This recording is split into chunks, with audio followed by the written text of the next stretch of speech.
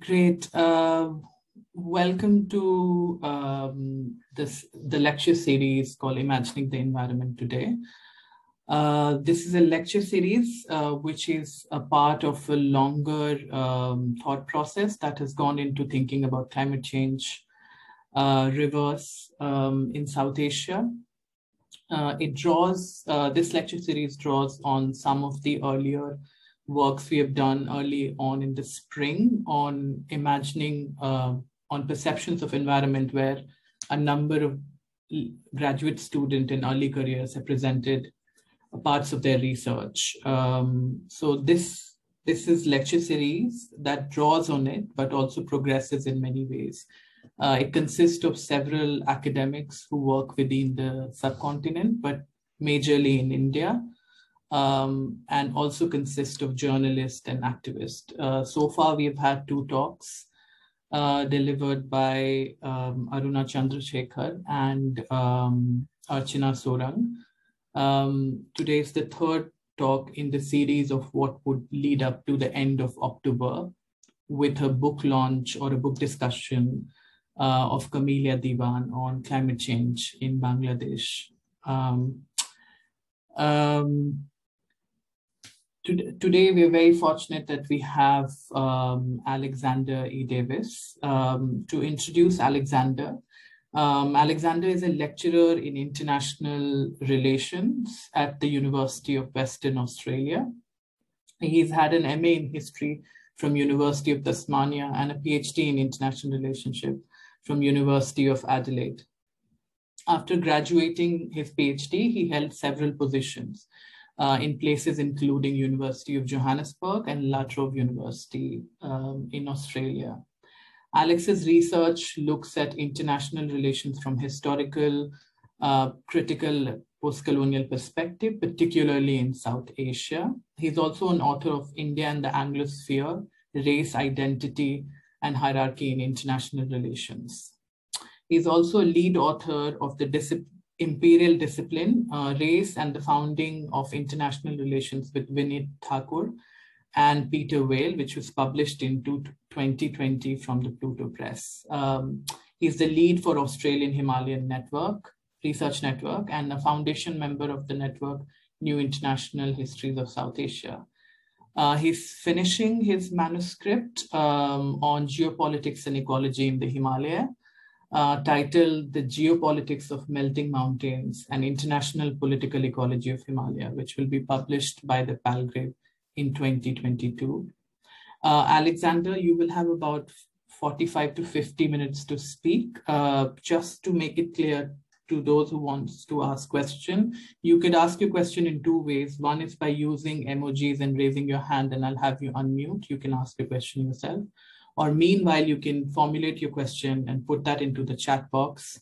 And since Alex is the co-host, so he would be able to see your question, but I'll have it read for you as well at the end.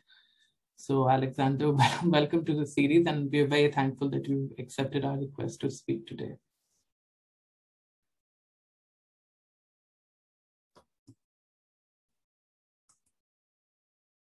Sorry about that. Thank you very much, Rahul. It's great to be here, and nice to see all of you. Can you just let me know if you can see the screen share properly? I can, yeah. Okay, excellent. Thank you very much. So thank you, Rahul, and to Riverine Rights for having me speak with you today. I just want to acknowledge that I'm speaking to you from Noongar land, and that the Noongar people remain the spiritual and cultural custodians of their land, and pay my respects to their elders, past, present, and emerging. Sovereignty was never ceded. There are many reasons that Australians preface their events and these kinds of talks with a welcome to country statement, but one of the reasons is that we've only recently begun to realise there's a loss of traditional ecological knowledge that has come with settlement of Australia, and that type of knowledge is really quite desperately needed now as we adapt to climate change. So this is a topic that I've been working on for around 4 years now, when I started working at La Trobe University. At La Trobe, I was part of a group of scholars who were all focused on the Himalayan region from a really wide variety of disciplinary perspectives. We had linguists, historians, environmental historians, anthropologists, archaeologists, environmental scientists, political scientists, and all looking at this region from different perspectives. And it was through this group that we founded the Australian Himalaya Research Network. But my particular background is in international relations and history. And my grounding in two disciplines, sort of, I always looked at them and saw the flaws in the other discipline and used that to critique them. And I think that's the key to understanding the Himalaya, but also just producing interesting research in general. So this is one of the first times that I've talked about this project. It's a book project, as Rahul touched on, and the book is due to the publisher in about the middle of next year. I've written around half of it over the previous summer, and it draws on a couple of publications as well, and it's due in a bit under a year's time, which is starting to stress me out as I focus on teaching for the next couple of months. So to understand what I'm getting at and what I'm interested in, you need a bit of an understanding of how the Himalaya appears in international relations scholarship, because that's really what I'm bouncing off of, and that's what the critique is here. So what international relations scholarship tends to do, almost always, not always, but most of the time, sort of vast majority of the time, it tends to just divide the region up on the basis of state actors. And I think this map that you have here gives a nice sort of succinct visual summary of how the Himalaya looks to international relations theorists and scholars. It tends to boil the region down into these 5 state actors. It has the capital cities marked. It is Islamabad, Srinagar. My slide doesn't quite extend all the way to Beijing, but those are the people that international relations are interested in when they think about the Himalaya. They're worried about foreign policy elites and military elites making strategic decisions about one another on the basis of their mutual enmity. This states and security approach is the dominant paradigm for thinking about the Himalaya in international relations, and it's about the relationship between India, China, and Pakistan. Nepal and Bhutan are sort of there as buffer states. There's a lot of research on military tension, on strategy, particularly on Kashmir, Arunachal Pradesh, these kinds of military disputes. And there's really only one question that gets asked, and that is this situation going to lead to war? Under what circumstances will these sort of great power states in the region cooperate, and under what circumstances will they fight?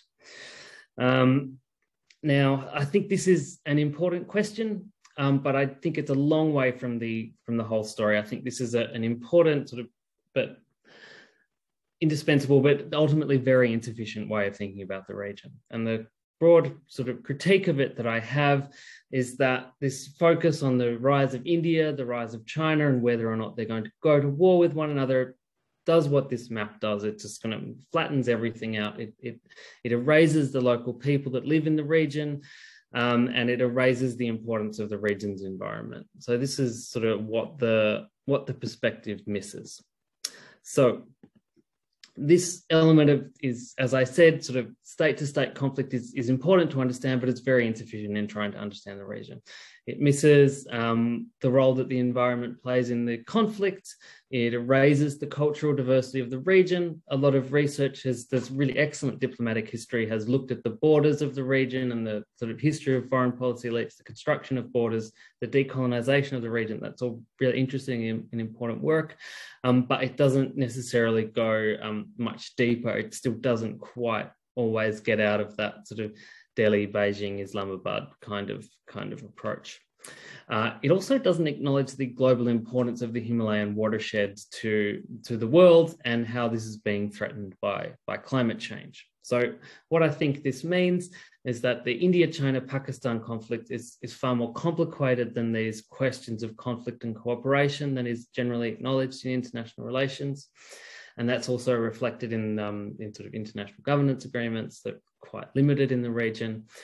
And it needs to have different solutions than just international cooperation or sort of fixing the borders, finding the correct place to draw the lines on the map.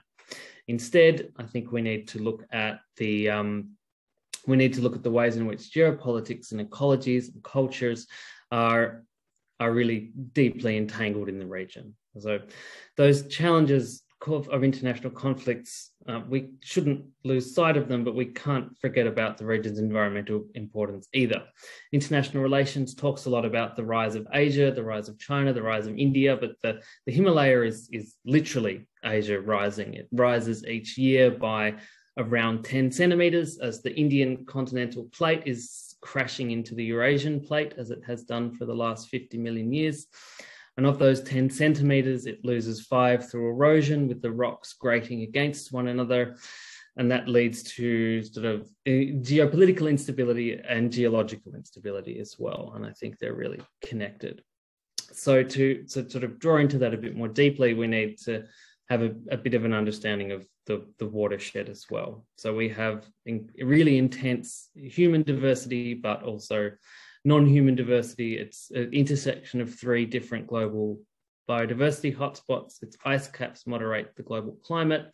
So once we scratch the surface of the geopolitical tensions, there's a much more interesting and more important story going on than just India-China, Pakistan conflict.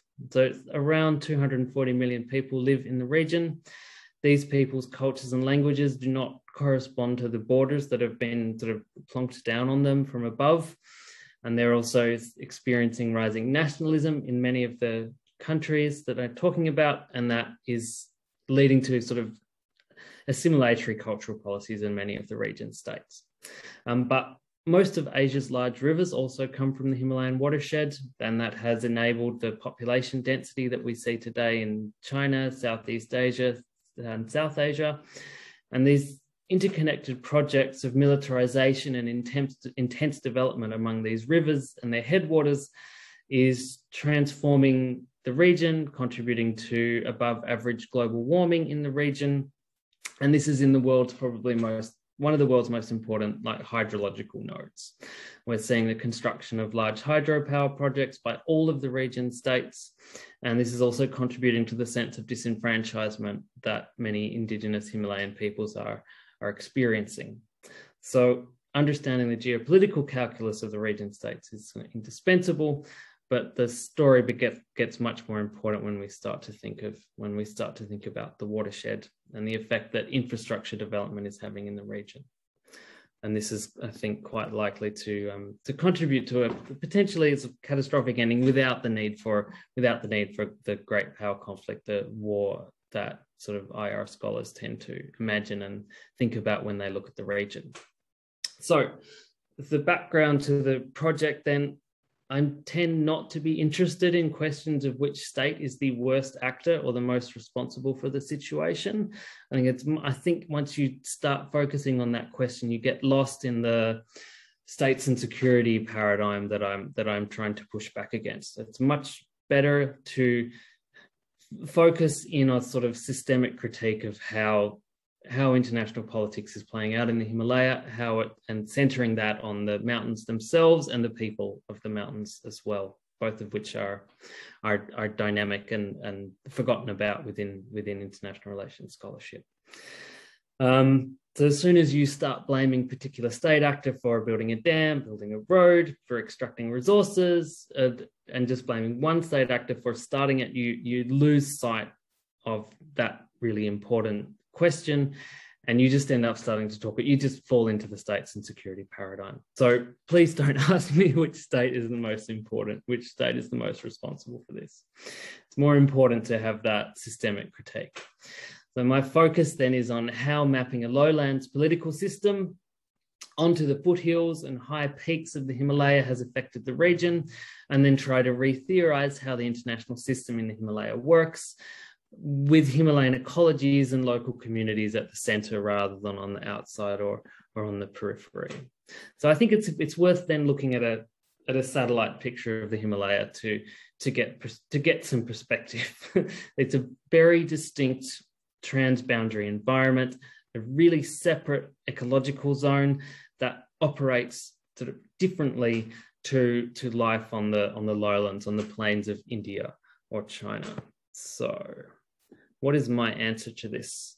What is my approach to this? So my approach to this in the book is to try to blend some international relations theorizing that's come out of critical international relations with insights from political ecology. So international relations tends to be state-centric, focus on states, disregards the history of state-making and local peoples. And that obsession with state politics tends to distort the way that people understand politics in the Himalaya.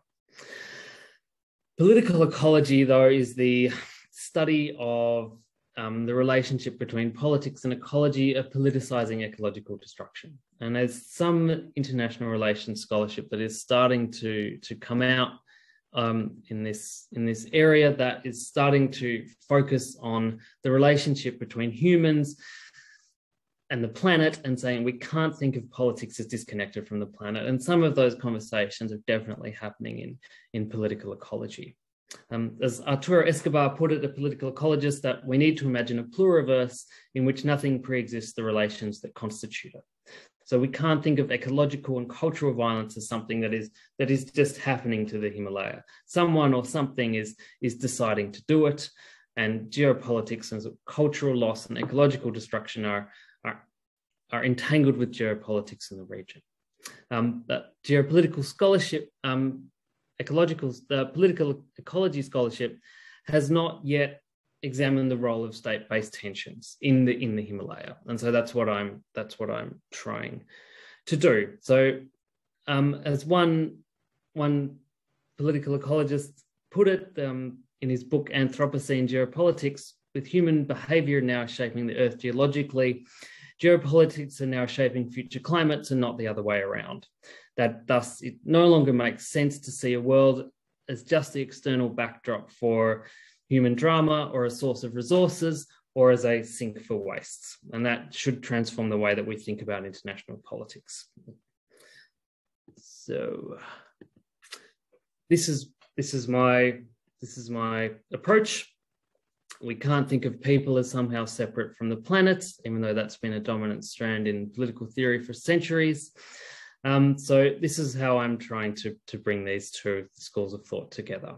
So I mostly draw on insights from post-colonial and green international relations theorizing and linking that to political ecology scholarship. So post-colonial IR focuses on the colonial legacies and continued forms of colonial power in the international system, and has a very strong critique of Eurocentric IR theory, which is Eurocentric IR theory is that map I showed before. It's that states and security approach. Green international relations theorizing focuses on the role that the Earth and ecologies play in international relations. It has been spurred partly by the necessity, the political necessity and the seeming failure of international agreements to deal with climate change. And neither of these approaches have really emphasized the Himalaya yet in a thorough manner. There is one book on India and China from a post-colonial perspective, but it tends to romanticize the Indian and Chinese states and doesn't capture quite the damage that I think states have done to the region. So within this, we can't understand the region with just one perspective.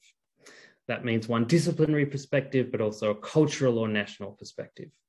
The recent study titled Plural Climate Studies for the Himalaya put this very nicely, and quote, "The production of climate change knowledge is mired in issues of equity and justice. Decision-making and governance are often deeply biased towards dominant scientific market-driven frameworks, excluding plural place-based perspectives." So this means we can't just understand this situation scientifically.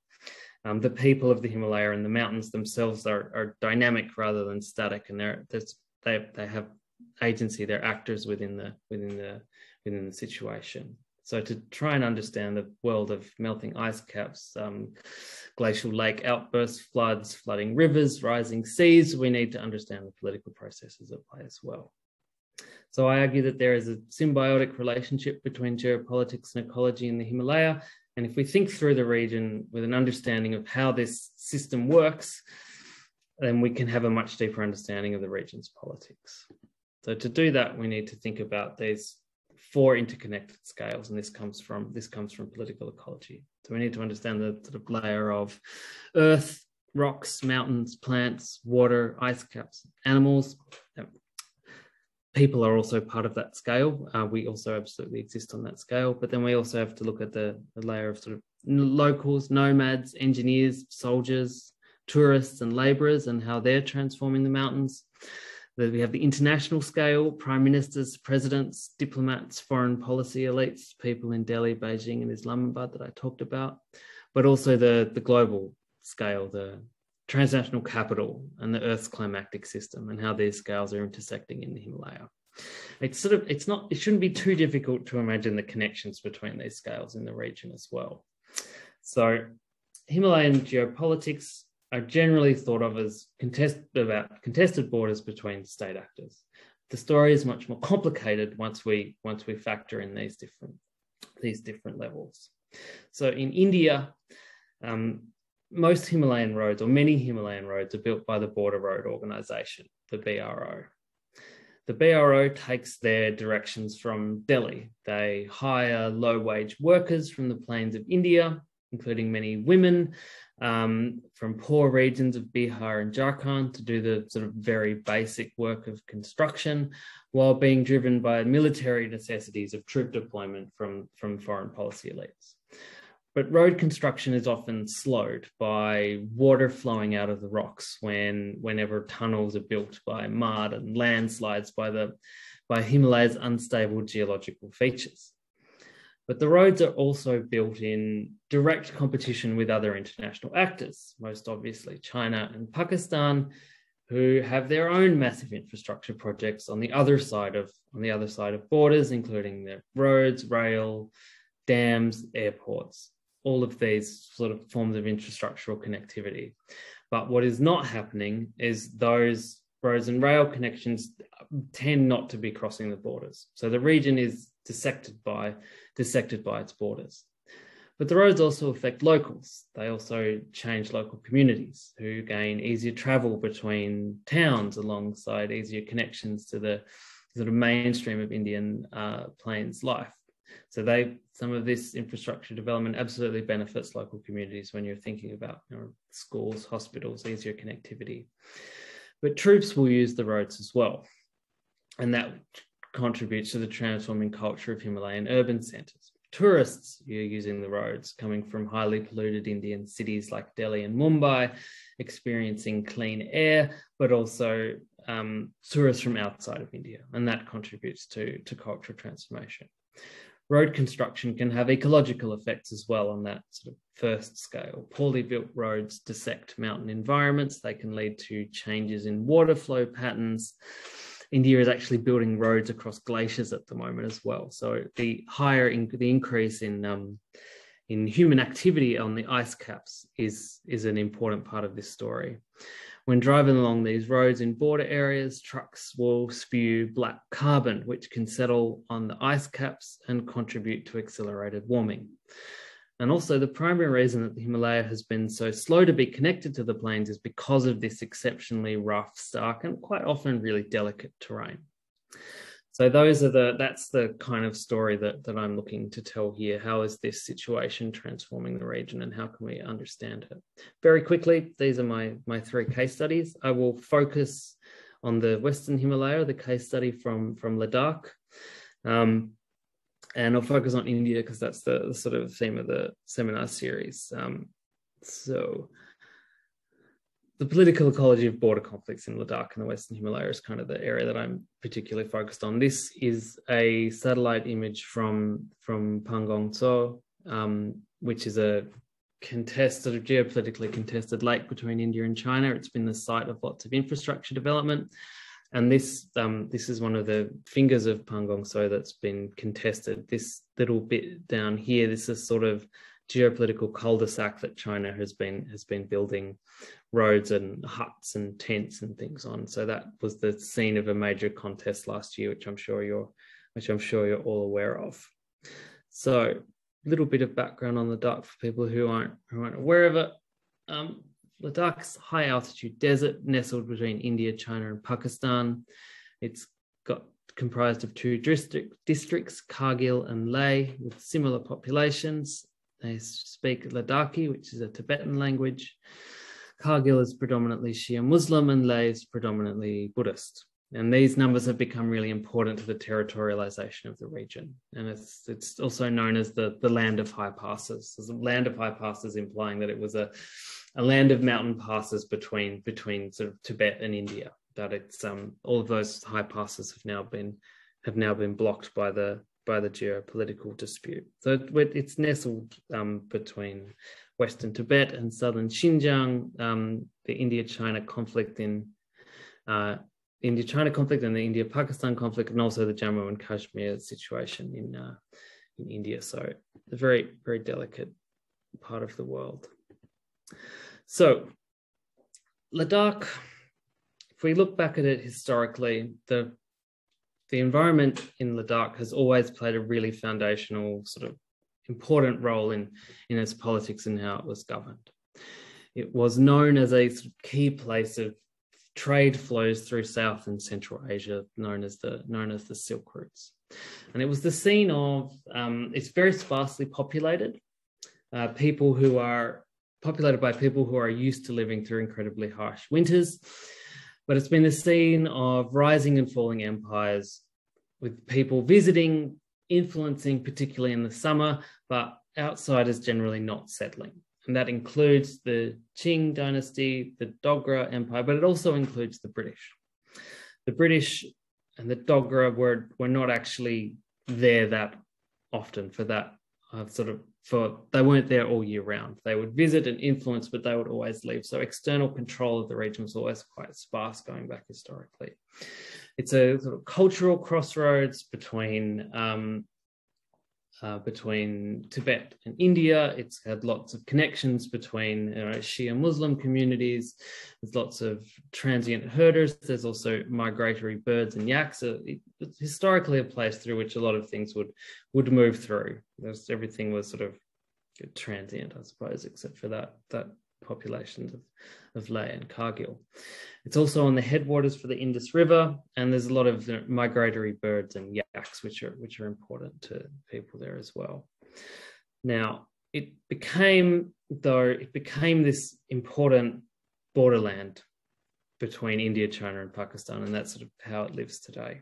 So Kyle Gardner's written a really important, useful book on this, on how this process took place, how borders were drawn up by the British in particular. The prevailing narrative of state making in the region, though, is that the British were the last empire to conquer these mountains.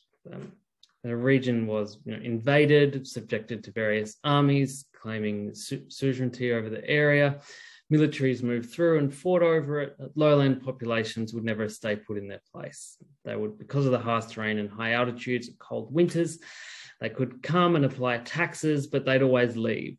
And the people of the region were able to, largely left alone, able to continue in their key trades. But the British became concerned that the grooves between Himalayan mountains might be the most sort of threatening region to their empire. That is how other empires had entered in the region before. And so in trying to maintain territorial control of the region, they started to sort of scout it, to survey it as much as possible. And what they wanted to do was to create a linear border in the region. There had never been a linear border in the region before, though. There was a local idea of borders. If I flick back to this slide, charms, they were known as sort of boundaries or meeting places rather than borders. And a lot of those meeting places are where the borders were ultimately drawn, and that's where they're contested, and some of them are where there is now sort of direct political fighting over them. So there were checkpoints between Ladakh and Tibet, and there's an idea of two different places, but it's not done in a linear fashion in the way that the British are imagining. So the British are trying to find the correct place to draw a border between themselves and everyone else. They see Ladakh as harsh, dangerous, and impossible to explore, and that seeps into all of their descriptions of the region. And their inability to survey and establish the region as an area that they control is one of the regions that has become a blank space on the map. But I think there's there's sort of more to it than this. The reason that it's difficult to draw a border in Ladakh is because they're thinking of rivers and ice caps as the sort of logical place to draw. There's a logical place to draw a border, what they, in their language, the scientific frontier. That focus on scientific attempts to draw borders, though, it's really impossible because rivers flow with the seasons. The border is generally uncertain. Ice caps sort of rise and recede in different seasons. So it's a particularly foolish place to draw a border, in my view. So with this region left as a sort of blank space on the map, it becomes transformed with the post-World War II process of decolonization and state-making.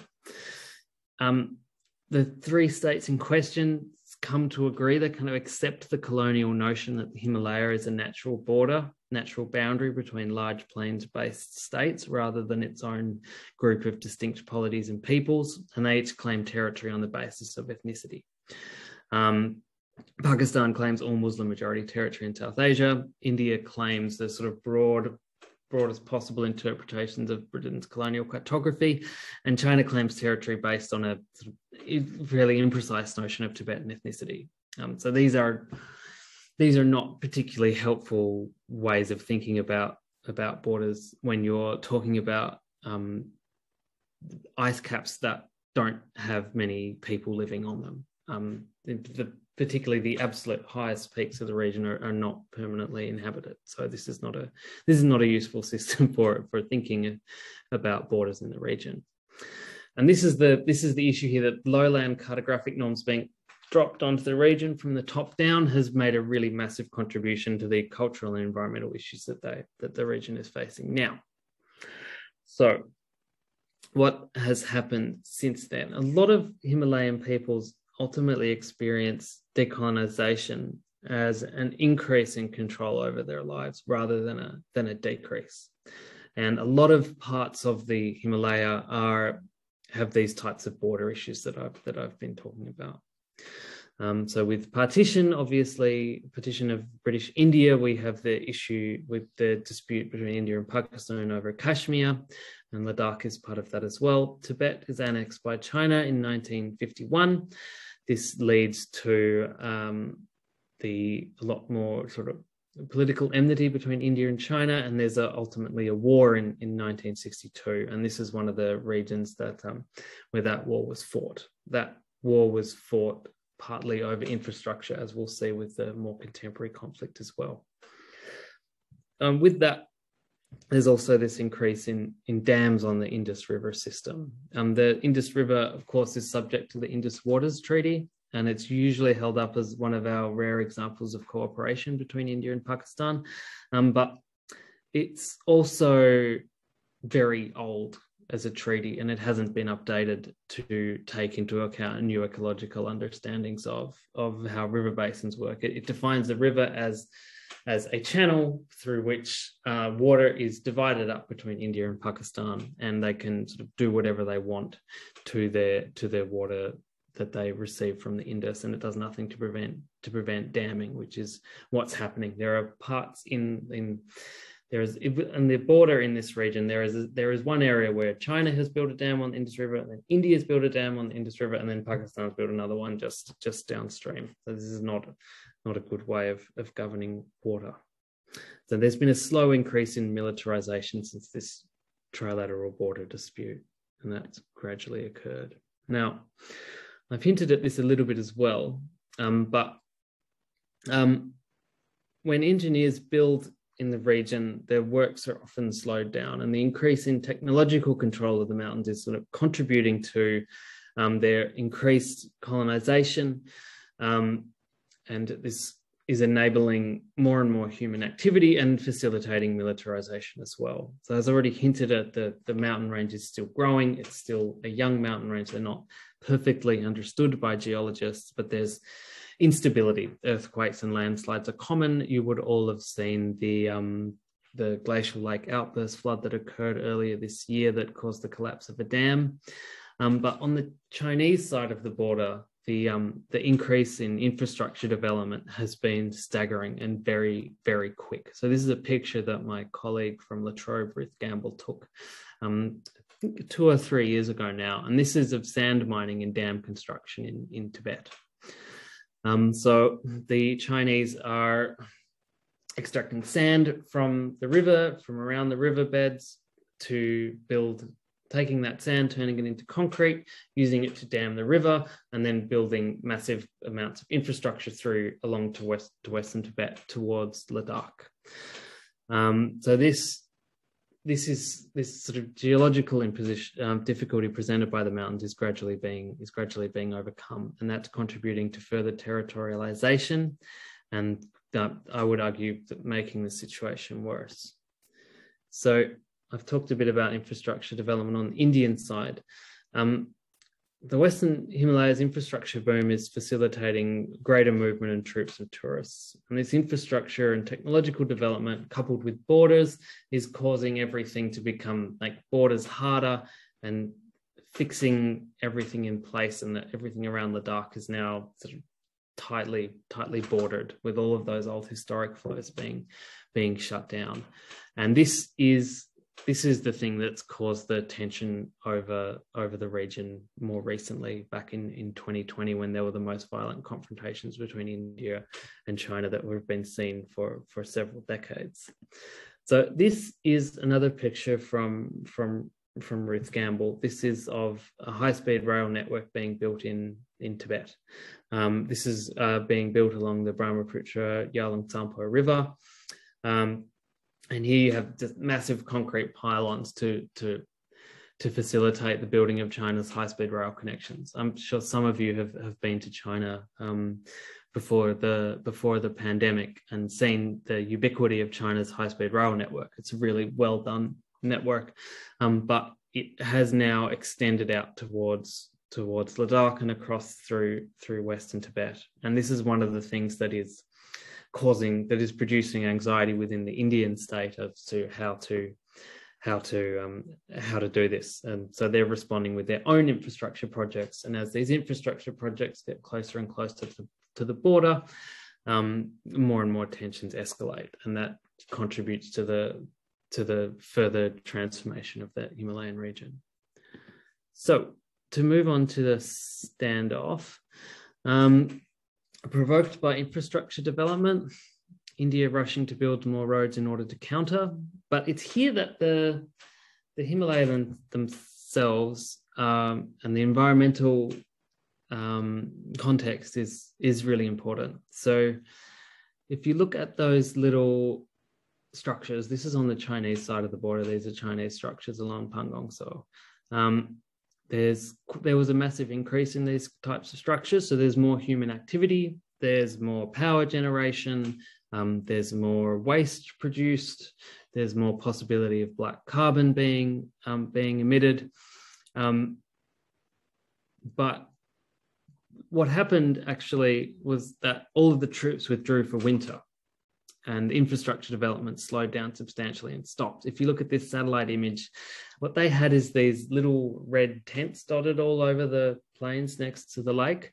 And so the number of those decreased over winter, and they actually both sides agreed to withdraw, largely just because it was too cold and they didn't have the infrastructure there at the time. So the Himalayas are still a pretty powerful actor in this situation, I would argue, perhaps the most powerful actor ultimately. What I would suspect is that this conflict will eventually become undone because it's just environmentally unsustainable. I didn't quite touch on this earlier, but what happened previously in the 1999 nearby conflict between India and Pakistan was that the Kargil War in 1999 started because the Indians used to withdraw and leave their posts in winter up near Siachen Glacier, near the line of control at Ladakh. And they used to leave for winter because the conditions were too harsh. And then when they came back one winter, they found Pakistani soldiers occupying their positions. And what the Indians learned from this was that you shouldn't leave your post, that you should stay there all winter. But it makes a lot more sense to withdraw for winter because more troops in this region are killed by the environmental conditions than are killed by conflict.